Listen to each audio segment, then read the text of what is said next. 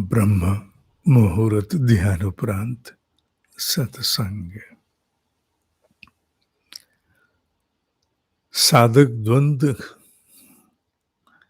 की चल रही श्रृंखला में ईश्वर से हमारा नाता क्या है, भाग 3 पर हम पहुंचे हैं।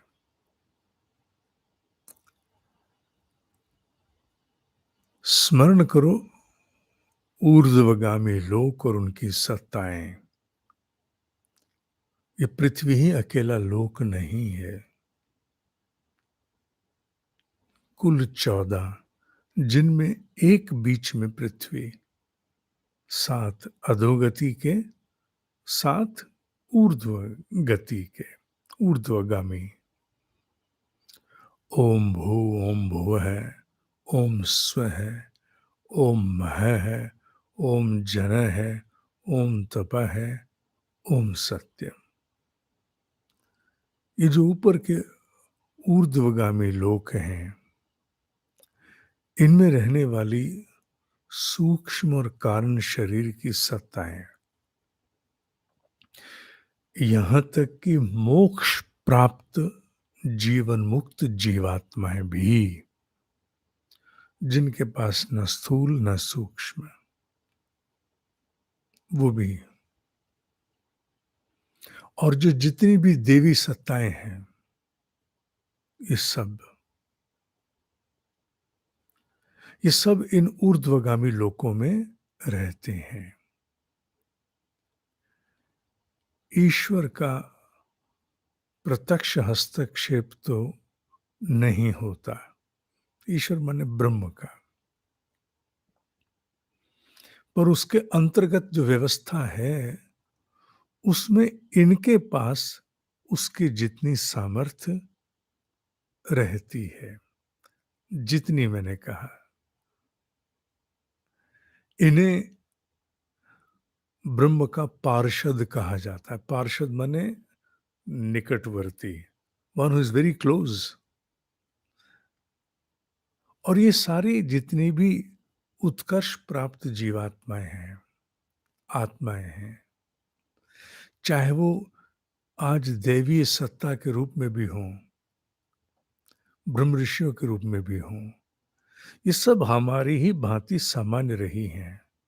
कठोपनिषद में यमाचार्य नचिकेता को बताते हैं कि नचिकेता, मैं भी एक भाव देते हैं श्लोक में, मैं भी एक सामान्य अवस्था से एक लंबे समय तक एक संघर्ष करते हुए पवित्रता के द्वारा आज इस देव रूप को प्राप्त हुआ हूं। I have worked my way out. अर्थात किसी काल की कोई भी सामान्य जीवात्मा उत्तरोत्तर प्रगति प्राप्त करते हुए यमाचार्य हो सकती है। हमारी ही भांति किसी सामान्य रूप में जीवन जीते हुए उत्कर्ष प्राप्त करते गए,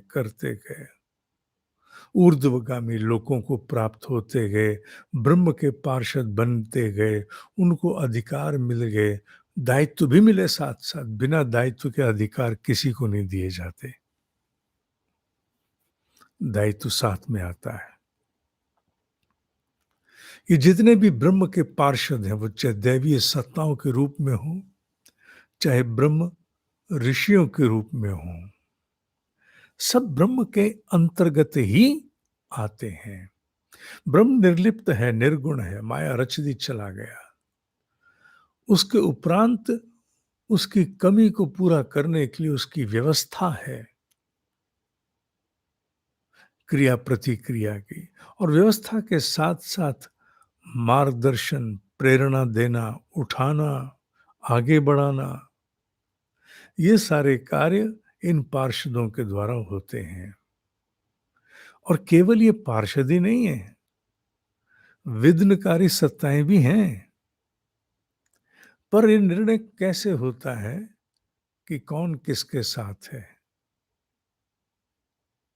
ये भूलना नहीं चाहिए। भगवत गीता में इस विषय पर बहुत सुंदर रूप से कहा, जैसी जिसकी भावना होगी। वैसा ही साम्राज्य उसका संरक्षक बन जाता है। आपका भाव जैसा है, आपका भाव किसी बड़े इष्ट के प्रति है, आपका भाव किसी कामना पूर्ति के लिए, आपका भाव केवल मुक्ति हेतु ब्रह्म ऋषि से जुड़ा हुआ है, मोक्ष पथ पर है, वो सत्ता आपकी संरक्षक बन जाएगी, क्योंकि वो सब भाव से संचालित है। और फिर उसके उपरांत जो कुछ भी आपके लिए करना है, वो उनका कार्य होता है। पर इसमें एक बात आती है जो साधक का द्वंद है। Why don't they manage all my problems? मेरी सारी समस्याओं का समाधान वो क्यों नहीं कर देते? इस जगत की सारी समस्याओं का समाधान क्यों नहीं कर देते? मत भूलो न्याय पर आधारित कर्म का सिद्धांत। अगर उसमें मुक्ति दे दी तो ताश के पत्तों की तरह सारी सृष्टि गिर जाएगी। ऋषियों का कहना है दो स्तंभ हैं जो गिराए नहीं जा सकते, टू पिलर्स, कर्म फल, पुनर्जन्म। हर कर्म का एक परिणाम है, आज नहीं तो कल। और वो जो कल है वो आज नहीं भी है तो अगले जन्म में आएगा। इन दोनों में से एक खंबा गिरा दो, सनातन विश्वास की धाराएं गिर जाती हैं। और ये खंबे गिराए नहीं जा सकते, ये खंबे गिराए नहीं जा सकते। इन्हीं के आधार से ये ब्रह्म ऋषि के पार्षद हमारा संरक्षक बन करके हमें प्रेरणाएं देते हैं, मार्गदर्शन सूक्ष्म रूप से देते हैं, स्थूल की व्यवस्था भी करते हैं। आवश्यकता जैसी हो उसमें स्थूल का प्रबंध भी करते हैं। पर ये तुम्हें प्रसन्न नहीं करना चाहते, ये तुम्हारा कल्याण करते हैं। ये तुम्हें प्रसन्न नहीं करना चाहते, ये तुम्हारा कल्याण करते हैं। प्रसन्न करने के लिए तो तुम्हारा कर्म फल से तुम्हें मुक्त कर दे, जाओ जो मर्जी गलत करो, भुगतेंगे हम, ऐसा हो सकता है? नहीं। हाँ, तुम्हारी उपयोगिता किसी बहुत बड़े देव कार्य के लिए हो गई तो तुम्हारे कर्म बंधन भी उड़े जा सकते हैं, पर तुम उतने उपयोगी बनोगे तब, अन्यथा अन्यथा नहीं। अन्यथा कौन किसको मुक्त करता है? क्यों करे? न्याय परास्त होता है। इसलिए ब्रह्म ऋषि सत्ताएं तुम्हारा कल्याण करती हैं, और कल्याण का तात्पर्य है तुम्हें सतत तुम्हारी कठिनाइयों में भी प्रेरित करते रहना, तुम्हें धैर्य पूर्वक आगे बढ़ने के लिए प्रेरणा देना, हतोत्साहित नहीं होने देना। तुम छोड़ करके सब बैठ जाओ, ये नहीं होने देना। तुम हजार बार भी गिरो, तुम्हें उठाते रहना, तुम्हें कचोटते रहना, तुम्हारे मन के भीतर की तड़प को आहूतियां देते रहना। अधूरेपन में भी पूरे बनने की आशा को जगाए रखना। रोज मरना, रोज जीना, रोज गिरना, प्रतिदिन उठना। ये कार्य उन पार्षदों का है जो अनेक स्वरूपों में आकर के साधक के साथ जुड़ जाते हैं। उनकी तरफ से कोई कमी नहीं होती। एक साधक तो बनो, एक साधक तो मिले, मिल गया तो बस फिर वो अपना काम करते हैं। पर ध्यान रहे, वो कल्याण करेंगे, प्रसन्न नहीं करेंगे। प्रसन्न करने में तो तुम्हें टॉफियां दे दी, तुम्हें खाने के लिए मिष्ठान दे दिए, लौकिक सुख भोगने के सारे आयाम दे दिए, जो आज हैं कल नहीं है। और कल्याण में, कल्याण जो होता है वो तुम्हारे शरीर का सुविधाओं से नहीं, तुम्हारी आत्मा का उत्कर्ष से होता है। कल्याण अर्थ क्या है?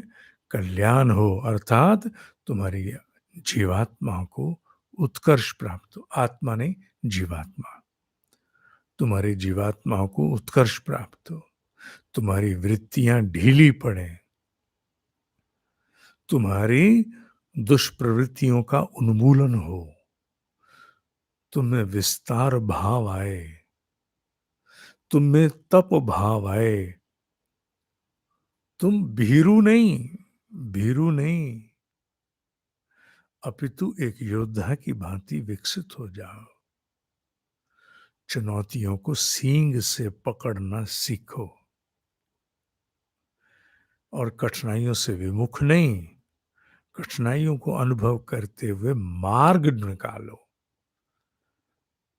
और तुम्हें अपना संरक्षक ढूंढने की आवश्यकता नहीं है,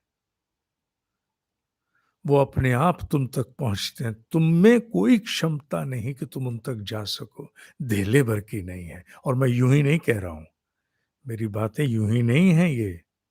तुम में धेले की क्षमता नहीं, तुम उन तक जा सको। तुम केवल सुपात्र बनते हो तो वो स्वतः प्रकृति के सिद्धांत पर आधारित होकर आकर्षित होते हुए आते हैं, तुम्हें संभालते हैं, सहेजते हैं। कठिनाई जीवन की हटाए ना हटाएं, गिरने नहीं देंगे तुम्हें, मरने नहीं देंगे तुम्हें, तुम्हें साथ साथ लेकर के चलेंगे। और ये संरक्षक सत्ताएं जन्मों के लिए गुथ जाती हैं। तुम जैसे जैसे पवित्र होते जाते, उत्कर्ष प्राप्त होते करते जाते, इनका प्रत्यक्ष अनुभव भी जीवन में तुम्हें होने लगता। जो अन्यथा संशय का विषय बना रहता है कि नहीं, वो फिर पुष्टि हो जाती। हाँ, ये पुष्टि हो जाती है। जानना अपने भीतर तुम भी कि मैं प्रसन्नता चाहता हूं, चाहती हूं, या कल्याण चाहता हूं, और क्या मेरा कल्याण हो भी रहा है। अभी ये विषय आगे और भी है। प्राणाकर्षण प्रथम के पंजीकरण की अंतिम तिथि आज है। ओम ही सत्य है, ओम ही सत्य है, ओम ही सत्य है।